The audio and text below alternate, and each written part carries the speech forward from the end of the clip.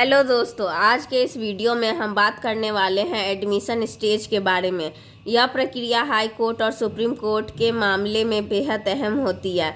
अक्सर लोग case file कर देते हैं, लेकिन उन्हें यही नहीं पता चलता है कि आखिर एडमिशन स्टेज क्या है, इसमें क्या क्या होता है और कब केस फाइनल हियरिंग तो पहुंचता है।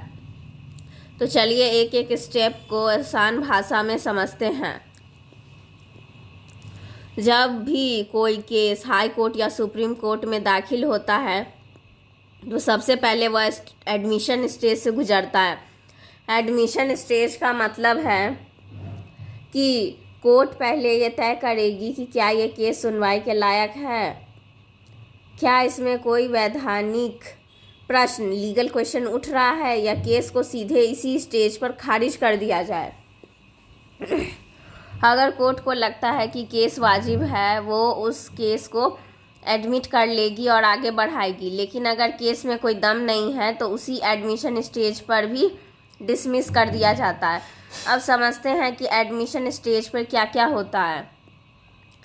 एफिडेविट रिप्लाई, रिस्पोंडेंट यानी जिसके खिलाफ केस दाखिल किया गया है वह एफिडेविट या रिप्लाई ऑन एफिडेविट दाखिल करता है। इसको आप ऐसे समझिए कि पिटीशन दाखिल करने वाला एक तरफ से कहानी बताता है और रिस्पोंडेंट अपनी तरफ से जवाब देता है। अब दूसरा होता है काउंटर एफिडेविट। पिटीशन फिर से काउंटर एफिडेविट दाखिल करते हैं। इसमें वह बताते हैं कि रिस्पोंडेंट के जवाब गलत क्यों हैं। इसके बाद रिस्पोंडेंट अपनी आंसर एफिडेविट फाइल करता है और इस तरह से एडमिशन स्टेज पर दोनों पार्टियों की शुरुआती बातें सामने आती है, जिसको हम फाइनल आंसर बाय रिस्पोंडेंट कहते हैं। एग्जाम्पल, दो लोग, एक पिटिशनर और दूसरा रिस्पोंडेंट, डॉक्यूमेंट कोर्ट को सौंपते हुए आप देख सकते हैं कोर्ट में। अब एक और दिलचस्प बात है कि एडमिशन स्टेज पर कोर्ट चाहे तो नोटिस जारी कर सकती है, लेकिन कभी कभी नोटिस भेजने के बाद भी केस खारिज किया जा सकता है। इसका मतलब है कि नोटिस भेजना केस एडमिट होने की गारंटी नहीं है। हाई कोर्ट के पास ये पावर है कि नोटिस देने के बाद भी केस को एडमिशन स्टेज पर ही डिसमिस कर दे। यानी एडमिशन स्टेज एक तरह की छानबीन है। अगर केस जेन्युइन है तभी आगे बढ़ेगा। एडमिशन स्टेज ज़्यादातर इन मामलों में आती है: रिट पिटीशन, रिवीजन, अपील। जब ट्रायल कोर्ट का एविडेंस पहले से रिकॉर्ड हो चुका है तो हाई कोर्ट, सुप्रीम कोर्ट में एडमिशन स्टेज पर केस की योग्यता चेक की जाती है। खासकर जब अपील केसेस होते हैं तो एडमिशन स्टेज के बाद ही फाइनल हियरिंग के लिए एडमिट किया जाता है। इसमें काफ़ी टाइम भी लग सकता है क्योंकि एविडेंस और प्रोसीजर को ध्यान से एग्जामिन करना पड़ता है। एडमिशन स्टेज की एक महत्वपूर्ण हिस्सा होता है एनबीए यानी नोटिस बिफोर एडमिशन।